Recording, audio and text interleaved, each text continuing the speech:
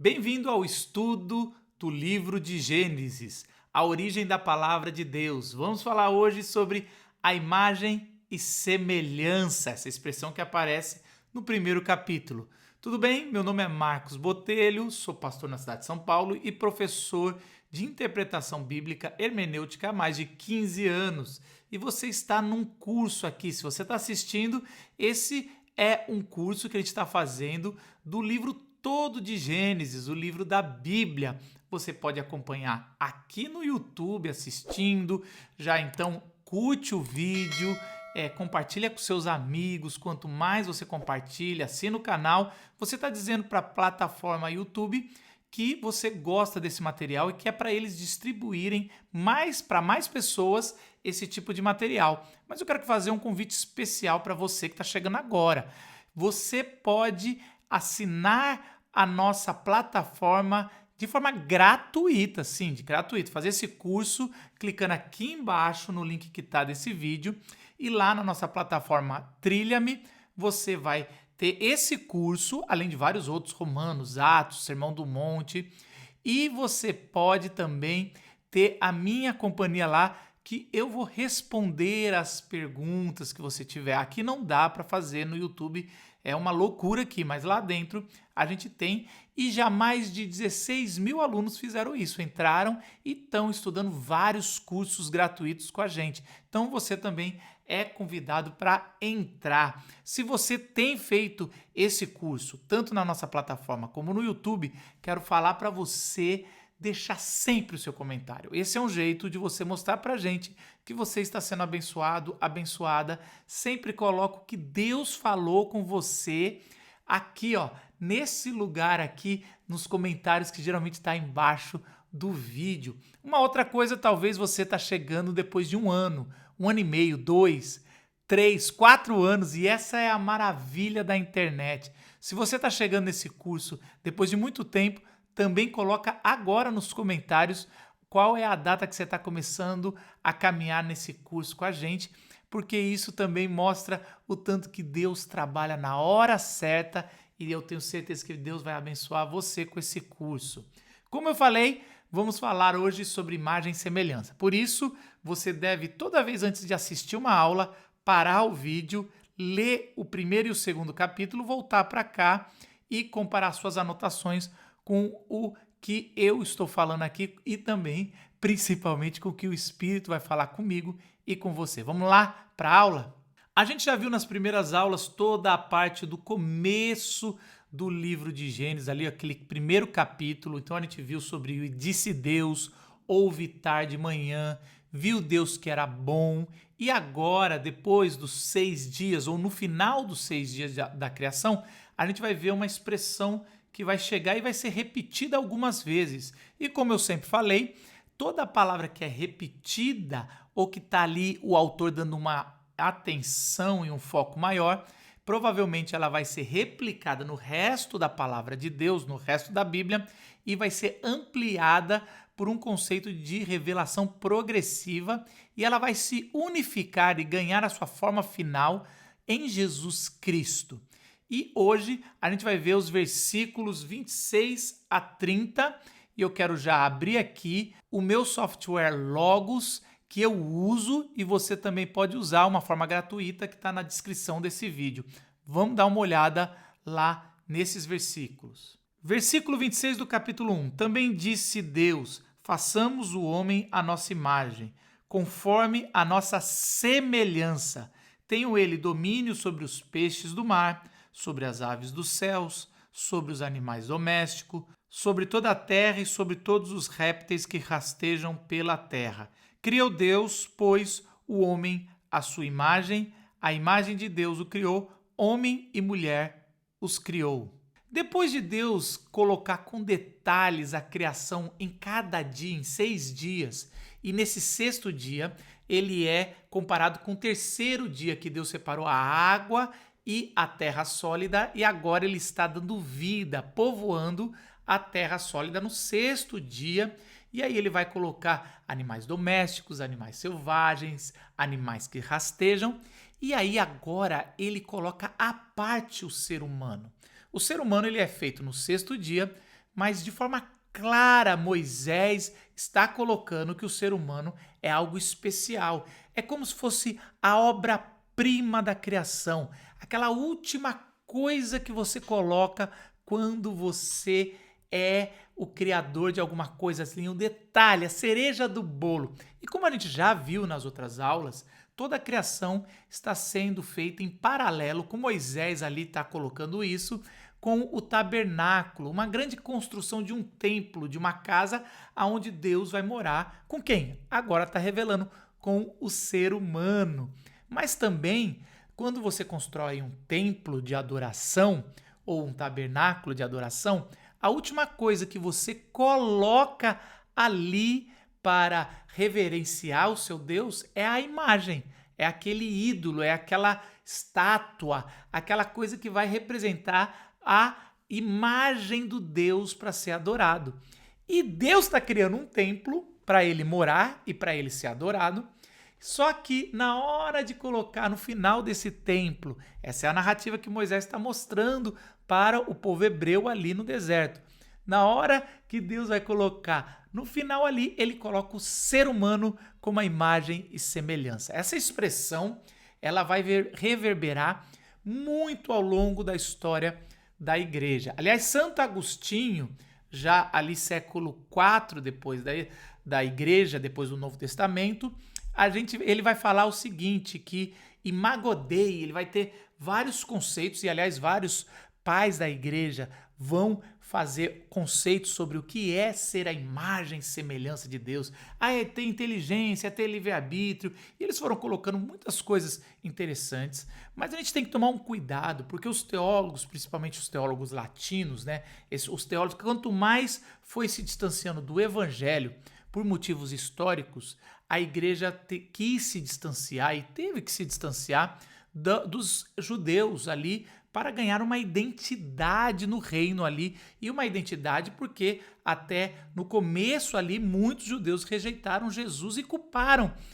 os seguidores do caminho, a igreja, os cristãos, por terem provocado Roma e terem sido culpados de provocar Roma a destruição de Jerusalém e do templo no ano 70. Já não estava nas narrativas ali do Novo Testamento, mas essa briga distanciou principalmente os pais da igreja cristã, e cada vez mais eles não entendiam ou não consultavam os judeus, que eram os que entendiam do Antigo Testamento, para expressões. E aí foram colocando expressões que a gente chama de anacrônicas, muito mais teológicas e sistemáticas do que o que queria dizer ali. E Gênesis foi uma vítima de vários teólogos ao longo da igreja. Só nos últimos séculos que agora começou a se estudar de forma muito mais séria o Antigo Testamento, principalmente Gênesis, e ali toda a comparação de como os povos antigos pensavam, o primeiro Israel pensou ali e como esse texto chegou até nós. Vamos dar uma olhada o que a palavra imagem quer dizer. A palavra imagem é a palavra tselen, e ela é traduzida como imagem, imagens, imitações e estátuas no Antigo Testamento. Eu clico aqui, olha só que interessante, e aí só a gente já pode ver toda vez que a palavra imagem aparece em Gênesis, e ela aparece, essa palavra, 14 vezes na Bíblia hebraica. Então a gente vai ver mais para frente aqui nessa aula como ela é usada em Gênesis 5, como ela é também usada em Gênesis 9, segundo a sua imagem. A gente vai perceber que ela é usada aqui no versículo 5 para falar de filhos. Olha só, que os filhos de Adão são a imagem dele, o filho Sete. E semelhança também, olha aqui, semelhança também. Também aqui, a gente vai ver que a vossa imagem, tudo que é uma coisa de idolatria, né? Imagem como estátua, várias vezes ela é colocada aqui. Deixa eu voltar. Agora vamos ver a palavra semelhança, que é a palavra demut. Olha, a palavra semelhança, aparência, semelhante, tudo na Bíblia hebraica, ela vai dar como modelo, formato, Vamos pegar semelhança aqui, que é a opção dos tradutores. É muito legal. E a semelhança também a gente vai ver que aparece ali como os filhos de Adão são a semelhança dele, imagem e semelhança. Vamos ver aparecendo também a segunda vez a semelhança para falar de Deus para Adão e de Adão para Sete. E Ezequiel vai usar muito essa palavra semelhança. Agora, dos seres viventes eram a semelhança de homens. Então, é algo que dá para fazer um estudo só sobre isso. Como Deus criou o homem à sua semelhança e depois existem esses seres viventes que são a semelhança de homens ali em Ezequiel 1:5, e às vezes é a semelhança de outros animais, né? Como leão, como boi. Também vamos ver o Daniel, um dos também profetas maiores, falando sobre a semelhança do filho do homem, né? Isso é algo bem complicado, mas é interessante como a gente está vendo sobre semelhança, sobre o filho do homem, o filho de Adão, a semelhança. Então, é isso que a gente tem que colocar numa boa interpretação.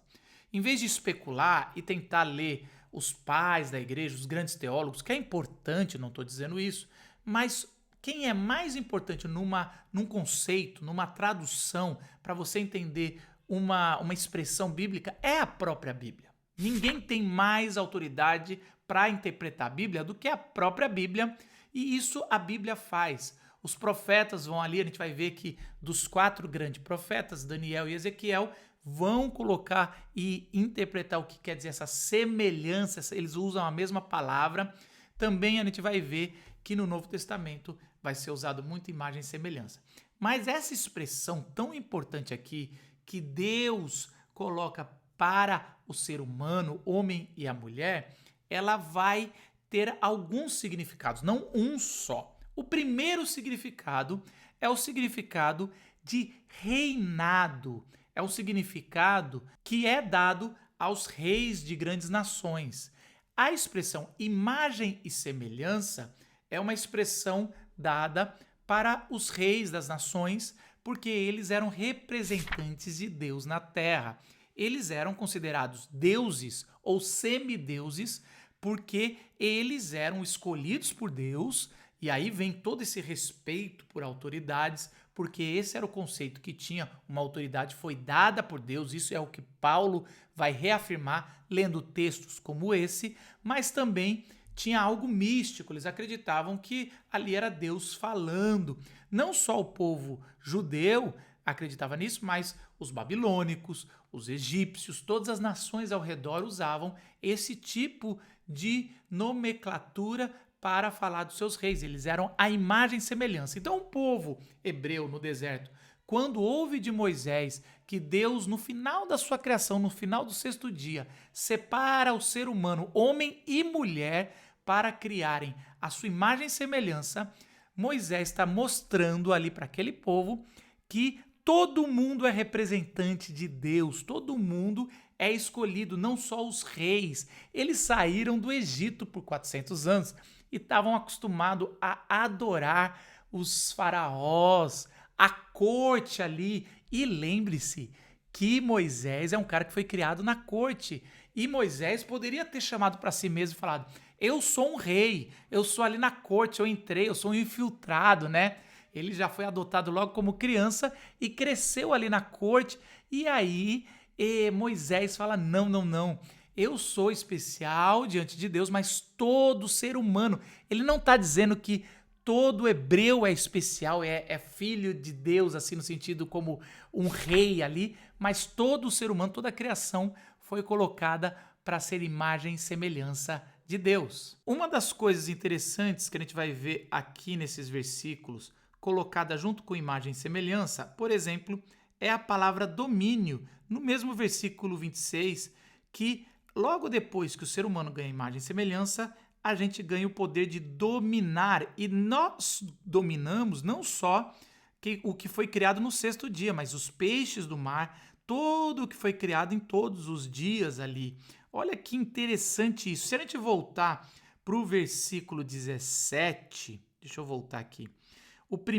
a primeiro, vamos dizer assim, criatura que ganha o poder de governar, olha aqui, versículo 18, é os firmamentos dos céus, os luminares, o sol, a lua e as estrelas. Eles são descritos quase como um ser vivo, é interessante isso.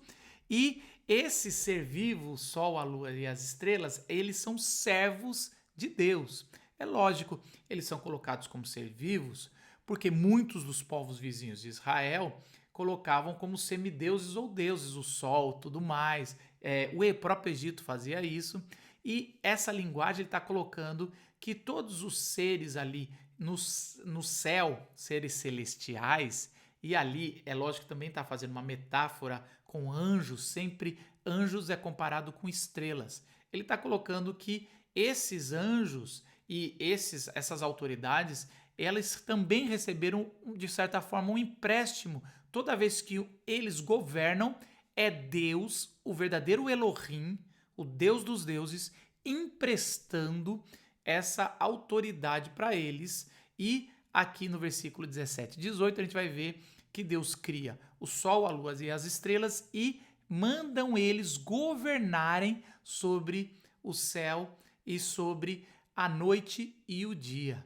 Além do versículo 26, a palavra domínio, também a gente vai ver a palavra sujeitai-a e tenho dado, né, que Deus deu para nós todas essas coisas. O importante é a gente entender que esse domínio não é um domínio que o Egito fez sobre Israel. Porque a gente, como essa natureza é caída, pecaminosa, a gente sempre pensa que domínio é algo que vem aqui, eu vou dominar e vou te prender e vou te explorar. Então, todo esse domínio que a gente tem sobre a criação, sobre a natureza, ele não é um domínio exploratório, porque isso é essa imagem e semelhança de Faraó, que escravizou os hebreus. O que é essa imagem e semelhança de Deus? É um Deus que ama, por isso que Deus sempre é nomeado como amor. No final da nossa bênção a gente sempre fala que o amor de Deus, nosso eterno Pai, Deus ele é amor e esse amor é tão grande, a gente vai ver até um versículo de João falando sobre o Deus que é amor. Esse amor fez com que Deus compartilhasse com o ser humano, comigo e com vocês, essa autoridade de reinar sobre a criação. Então Deus é tão amoroso que ele compartilhou o seu poder com a gente, só os seres humanos, homem e mulher, os dois foram criados para governar. Às vezes as pessoas colocam de forma errada, por causa do capítulo 2 de Gênesis, é o homem, o cabeça que foi feito para governar. Não é o homem, gênero homem, é homem e mulher. O texto é muito claro sobre isso, e aí a gente quer ficar botando hierarquia no homem e na mulher. O texto bíblico não fala nisso, e a gente pode entrar mais. Eu acho que na última aula, se eu não me engano, dessa temporada, a gente vai entrar um pouco mais sobre homem e mulher ali no capítulo 2. Mas agora, o que eu quero que você entenda, que todo ser humano é a imagem de Deus. É a imagem e semelhança de Deus. E essa imagem não é exploratória. Ela é muito mais de mordomia. Por isso que Jesus vai usar muito a expressão de mordomo, um homem cuidando da casa do seu senhor, e o seu senhor vai voltar e vai perguntar o que foi que você fez. E as parábolas de Jesus vão falar muito sobre vigiai, porque o dono da terra vai voltar, o senhor da vinha. Então, é muito mais sobre mordomia, que a gente tem que cuidar. E o que é um mordomo? O mordomo ele não pode não cuidar, porque essa é a função dele. Então, a gente pode cometer o erro de não exercer o nosso papel de autoridade dada por Deus. Por outro lado, se a gente for muito arrogante e achar que é nosso, também Deus vai castigar, porque essa não é a função do mordomo, achar que ele é o Senhor. Ele só está cuidando enquanto o dono de verdade não está presente. E esse pensamento é tão importante que deveria os cristãos comandarem toda a discussão sobre meio ambiente, sobre ecologia, sobre preservação saudável, porque a gente já tem no começo, no primeiro capítulo e no segundo também, quando fala que a gente deve cultivar do jardim, toda a expressão e toda a carga teológica para que a gente não explore o nosso planeta, mas que a gente cuide bem do nosso planeta. E, aliás, o texto, aqui no final, aparece 2 vezes que a gente pode até matar para mantimento, aqui ó, no versículo 30 e um pouquinho antes também que a gente pode colher, tudo foi dado para o mantimento. Então até isso, no primeiro capítulo já teve a preocupação dizendo, olha, o seu domínio você pode usar para comer. Então, toda essa discussão que às vezes tem sobre veganismo não é bíblico, pode ser um conceito que a gente chegou depois, e não tem nada de errado ser ou não ser, porque isso aqui não é mandatório, mas está dando autorização para a gente, quando estiver cuidando, consumir da criação algo para comer, mas nada mais que isso. O apóstolo Paulo várias vezes usa esse conceito, que nós fomos feitos à imagem e semelhança de Deus e que nós somos rei, vamos reinar com ele. Vários textos de Paulo. Eu separei Romanos 5, versículo 17. Se pela transgressão de um só a morte reinou por meio dele, ele está falando de Adão, muito mais aqueles que receberam de Deus a imensa provisão da graça e da dádiva da justiça reinarão, ó a palavra aqui, reinarão em vida por meio de um único homem, Jesus Cristo. Da onde Paulo está tirando que a gente vai reinar com Jesus? Que eu sempre ouvi é que Jesus é o rei, e é verdade, Jesus é o rei, mas desde Gênesis 1, e Jesus ele vai compartilhar, não te chamo mais de escravo, ou não te chamo mais de servo, mas de amigo. Jesus vai compartilhar esse reinado. E por que ele faz isso? Porque desde Gênesis já estava previsto isso. Um outro trecho importante é o que Jesus fala no Evangelho de Marcos, capítulo 10, versículo 45, pois nem mesmo o Filho do Homem veio para ser servido, mas para servir e dar a sua vida em resgate por muitos. O próprio Jesus já tinha esse conceito, dizendo, olha, eu sou rei, sim, eu vim para ser rei, mas eu não sou esse tipo de rei que vocês querem, porque muitos judeus já na época de Jesus achavam, nossa, já está ali em Gênesis 1 que a gente é imagem e semelhança, a gente vai ser rei com ele, então a gente tem que subjugar as outras nações. E Jesus falou, não, eu que sou rei, o Filho de Deus, eu não vim para ser servido, eu vim para servir. Então presta atenção, quando a gente lê que nós somos reis e que vamos reinar, esse reino é no modelo de Jesus.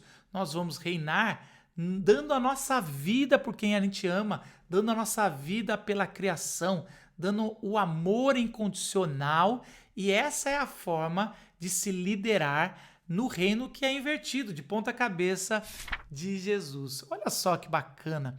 Você tem que imaginar o povo hebreu recebendo essa notícia de Gênesis 1 ali, de Moisés, o texto escrito, e refletindo, todos nós temos valor. Então isso é algo maravilhoso. Você tem um grande valor, toda a criação tem um grande valor, e isso vai levar a um segundo conceito de imagem e semelhança. Se toda a criação, todo homem e mulher na face da terra são reis, recebem esse compartilhar do poder divino para que a gente possa exercer essa liderança amorosa, ela é também coletiva. O versículo 26 que a gente leu fala assim, também disse Deus, façamos o homem à nossa imagem conforme a nossa semelhança.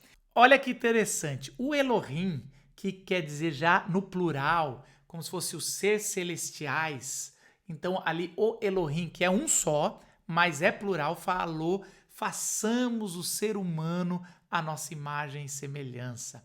Então já existe uma coletividade, toda a frase é usada na primeira pessoa do plural para mostrar essa coletividade, que todo ser humano é a imagem e semelhança de Deus. E existiu uma discussão ao longo do tempo se a gente perde a imago Dei, a imagem e semelhança. E é muito claro que a própria Bíblia vai dizer ali, antes do dilúvio, que o ser humano estava matando de maldade, não respeitando a imagem e semelhança do próximo, a criação que foi feita à imagem e semelhança.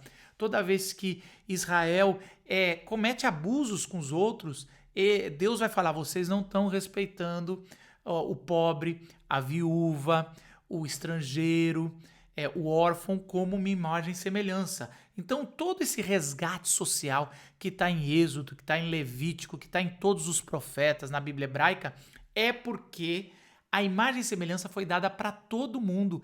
E o que a gente tem que entender não é que o pecado tirou. É lógico que nós temos a marca do pecado, ninguém nasce mais do jeito que Adão e Eva foi criado. Mas ali o que é mais importante é que nós devemos enxergar nos próximos, em quem está perto da gente, a imagem e semelhança de Deus, porque eles são sim. O versículo 27 do capítulo 1 diz: Criou Deus, pois, o homem à sua imagem. A imagem de Deus o criou, homem e mulher os criou. E é interessante que aqui ele puxa a coletividade da criação para ser como algo único. E a gente vai ver isso no final do capítulo 2, que é plural, mas é um, assim como a trindade. O conceito de trindade aqui ainda não estava revelado. Isso vai ser só na segunda aliança que a gente vai entender melhor. Só que aqui já está um conceito de coletivo e unificado. E em toda a Bíblia hebraica vai dar esse coletivo e unificado. Por isso que a palavra Elohim, mesmo sendo no plural, várias vezes ela é considerada singular. Então, o Deus coletivo, ele é o único Deus. Então, vai falar muitas vezes através de Moisés ali que Deus é um só, é o único Deus, mesmo que na origem da palavra já está essa coletividade. Então, quando o versículo 27 fala que criou homem e mulher à sua imagem, já é algo coletivo, é um dom coletivo, não é individual. Toda vez que você falar assim, eu sou a imagem e semelhança, eu mereço, eu sou filho do rei, não é isso que a Bíblia nos ensina. Nós devemos cada vez mais usar a primeira pessoa do plural, o plural para falar sobre igreja, nós, o povo de Deus.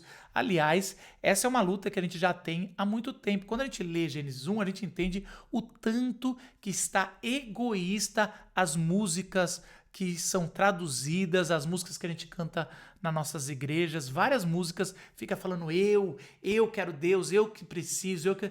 Não, as músicas deveriam ser como os salmos, que várias vezes são coletivos, como o povo de Deus cantava essa coletividade. Tem salmos individuais, é lógico que tem, mas essa coletividade, ela reflete a imagem e semelhança de Deus.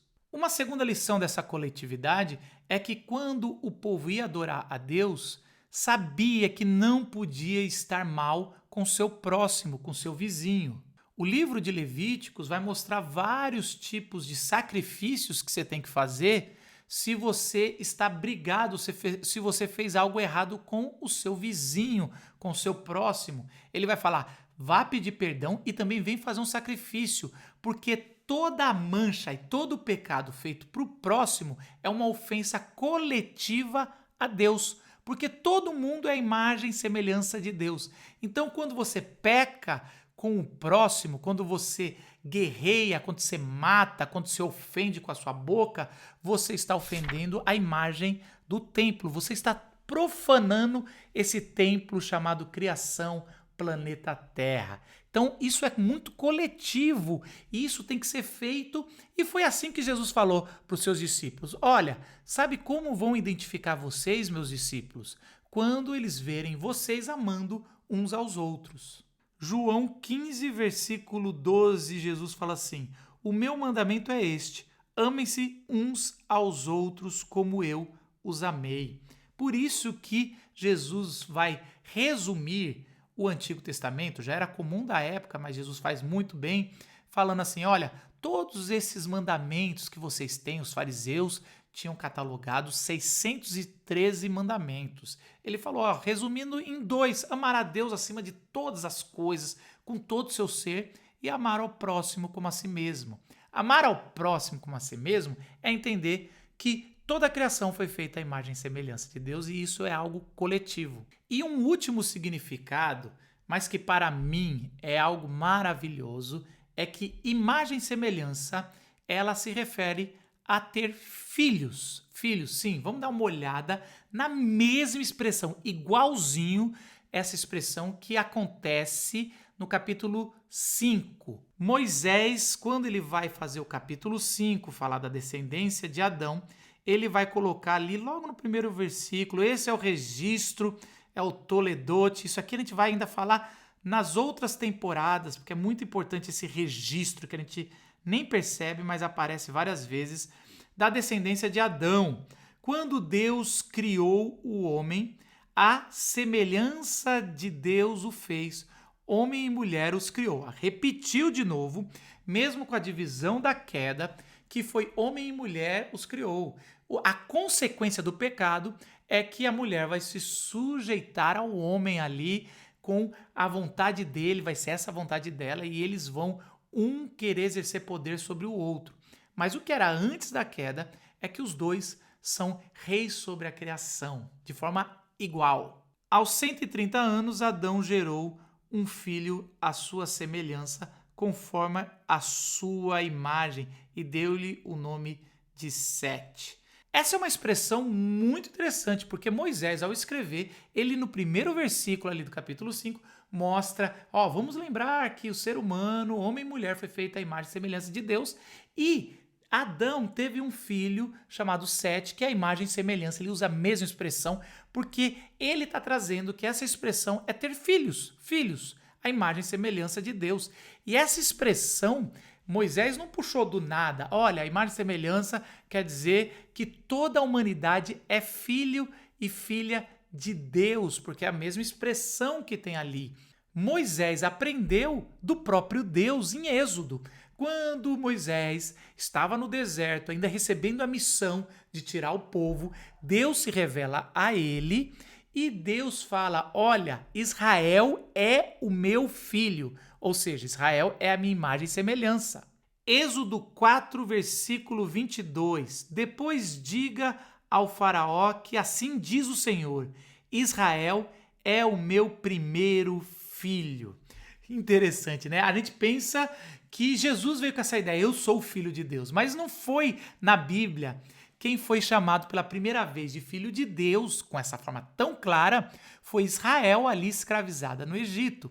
Mas antes disso, Moisés já falou, olha só, na verdade quem foi chamado filho de Deus é todo ser humano que estava no Éden antes da queda. Então Adão e Eva foram os primeiros a serem chamados de filhos de Deus, porque eles foram criados à imagem e semelhança de Deus. E aí você pode discutir, não, mas foi Jesus, porque Jesus é antes da criação.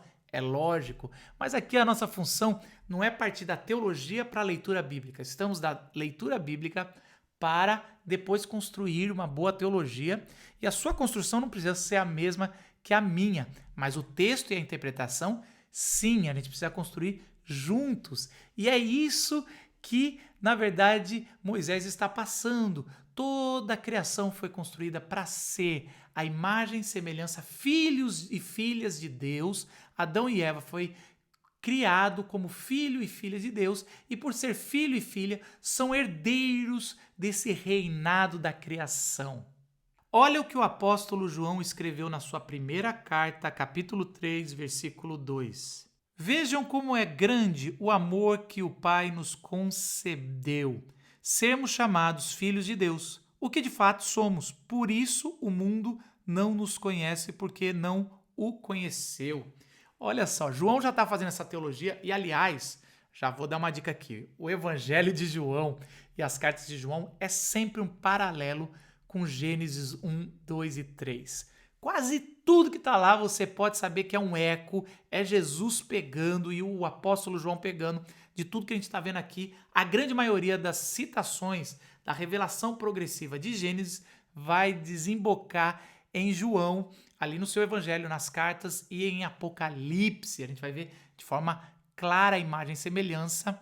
E aqui João está falando, olha só que privilégio Deus nos concedeu, sermos chamados de filho de Deus. Na verdade, somos sim, porque Jesus é o único filho de Deus que está lá, que não perdeu com pecado, porque não pecou, mas o mundo não o reconheceu. Está tão cegado pelos seus pecados que não reconheceu Jesus e por isso não nos reconhece como filhos e filhas de Deus. Também vamos ver no Evangelho de João, capítulo 1, versículo 12, esse conceito de filiação.